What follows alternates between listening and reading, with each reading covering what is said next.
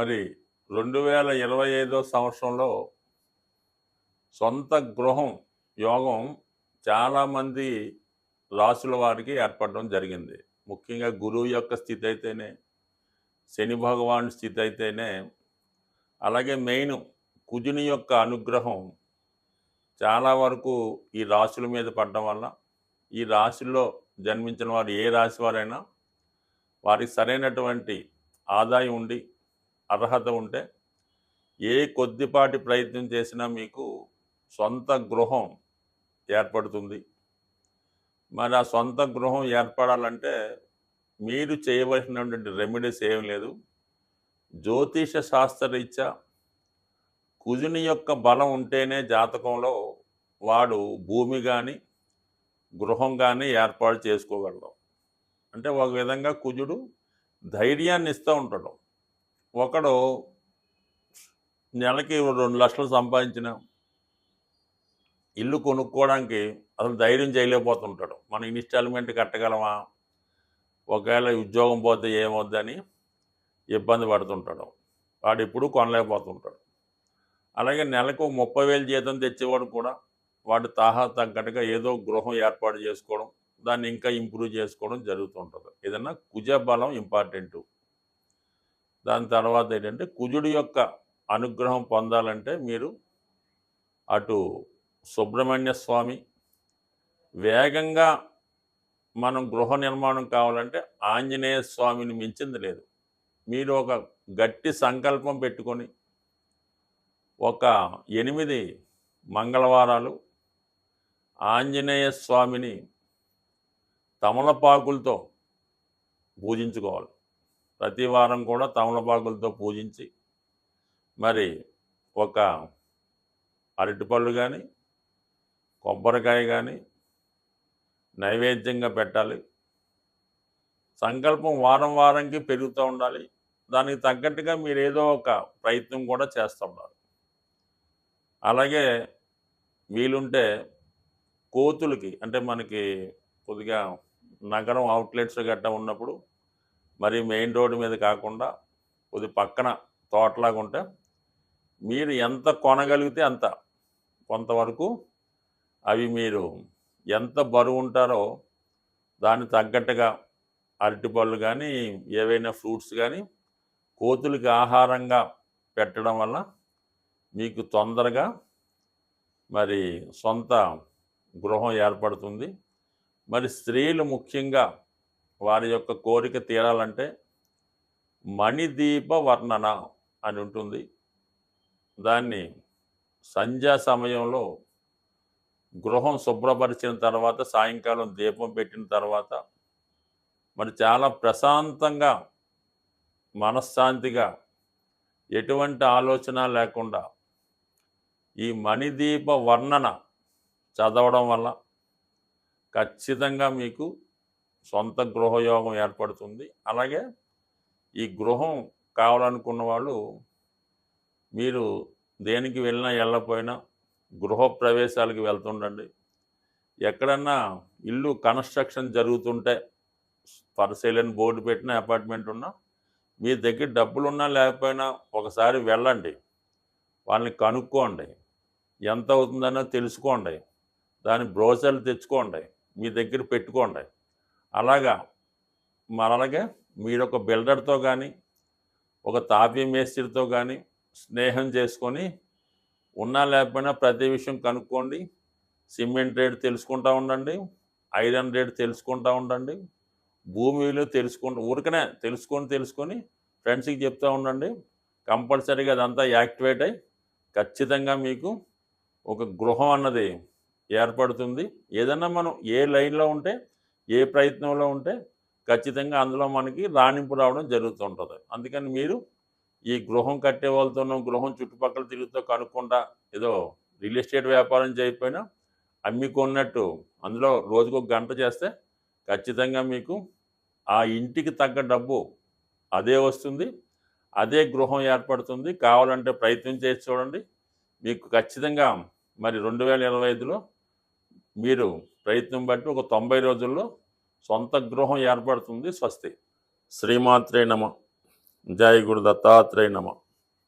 ఈ వీడియోలో మనం 2025 సంవత్సరంలో సింహరాశి వారికి ఏ విధమైనటువంటి అదృష్టయోగం రాబోతుంది, ఏ ఏ విషయాల్లో వీరు జాగ్రత్త తీసుకోవాలి, ముఖ్యంగా మనం సంవత్సర ఫలితాలు పరిశీలించినప్పుడు ప్రధానంగా 4 గ్రహాలు ఆధారంగా తీసుకోవడం జరుగుతుంది.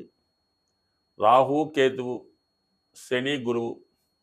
ఇంచుమించుగా ఈ 4 గ్రహాలు కూడా ఈ సంవత్సరంలో 2025 సంవత్సరంలో వాటి స్థానాలను మారడం జరుగుతున్నాయి.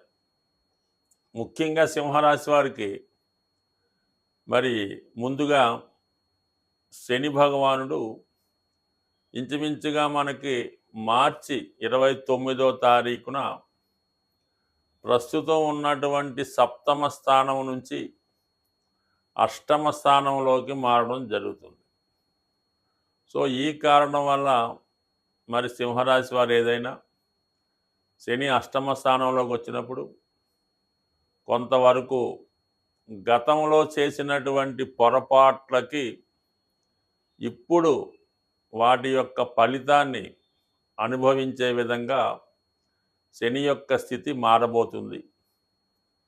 మరి ప్రస్తుతం మరి 7వ స్థానంలో సుమారుగా మనకి ఇంకా మార్చి నెలాఖరు వరకు ఉండడం జరుగుతుంది.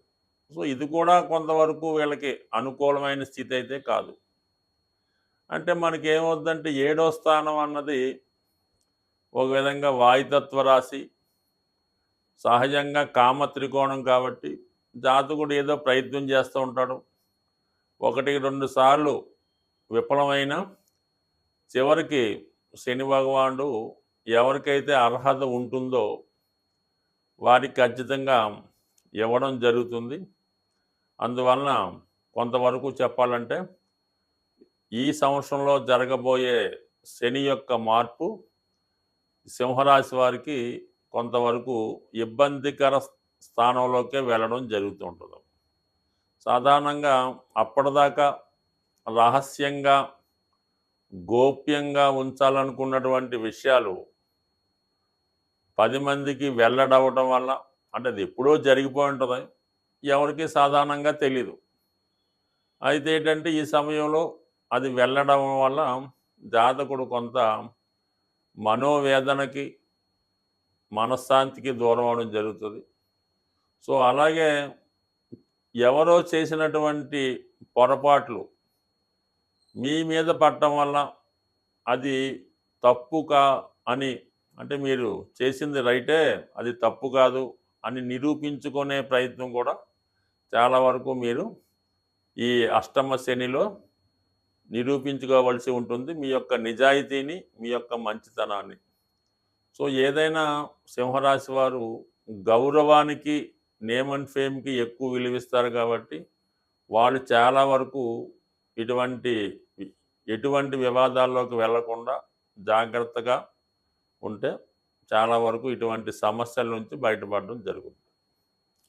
అయితే ఏంటంటే శని ఇబ్బందికర స్థానంలోకి మారిన గురువు యొక్క అనుగ్రహం మాత్రం మీ రాశి వారికి చాలా అనుకూలంగా ప్రస్తుతం దశమ స్థానంలో సంచరిస్తున్నటువంటి గురుగ్రహం సుమారుగా మే 15వ తారీఖున లాభస్థానంలోకి మారడం జరుగుతుంది. సో ఈ విధంగా లాభస్థానంలోకి మారినటువంటి గురువు 3, 7, 11 భావాలు యాక్టివేట్ చేస్తాడు. అంటే ఈ రాశి వారికి ఈ సంవత్సరంలోనే సెప్టెంబర్ 15 నుంచి గురుబలం సంపూర్ణంగా రావడం జరుగుతుంది. సో ఈ గురుబలం ఏర్పడిందంటే జాతకుడు అన్నీ కూడా దైవ అనుగ్రహంతో సాధించవలసి ఉంటుంది.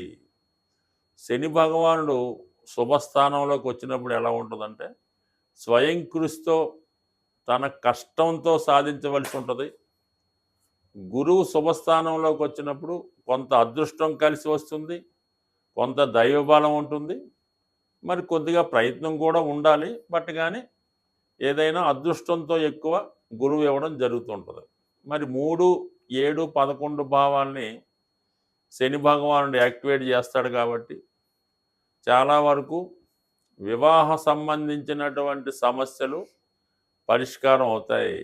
వివాహం కాని వారికి వివాహ ప్రయత్నాలు ఫలిస్తాయి. గురువు ధనకారకుడు కాబట్టి మీ యొక్క ఆదాయం పెరుగుతుంది.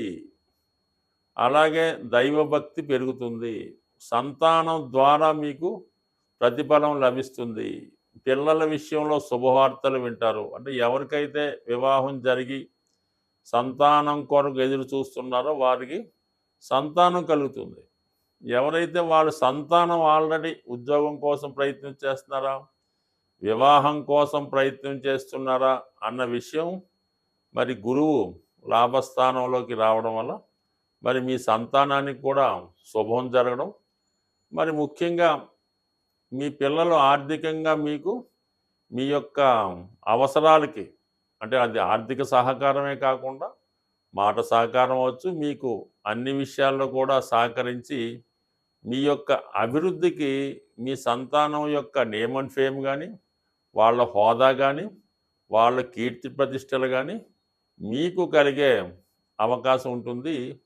ఈ గురువు యొక్క ప్రభావంతో మొత్తం మీద శని మీకు ప్రతికూల స్థానంలోకి వెళ్ళిన గురువు అనుకూల స్థానంలోకి వచ్చి మీ యొక్క కష్టాల్ని, చికాకుల్ని ఫుల్ఫిల్ చేస్తాడు. అంటే ఇప్పుడు ఏముంది, అష్టమంలో శని వచ్చాడు, అక్కడ రాహు కూడా మీకు సుమారుగా ఒక 50 రోజులు సెప్టెంబర్ 15 వరకు అటు ఇటుగా అష్టమంలో శని రాహులు ఉంటారు. ఖచ్చితంగా ఆ సమయంలో మీకు ఏదో ఒక నిందలు, అపవాదులు, చికాకులు వస్తాయి. అంటే ఎవరికైనా జరగకూడదు, కానీ ఏదో బెయిల్ మీద కొంతమంది బయట తిరుగుతూ ఉంటారు.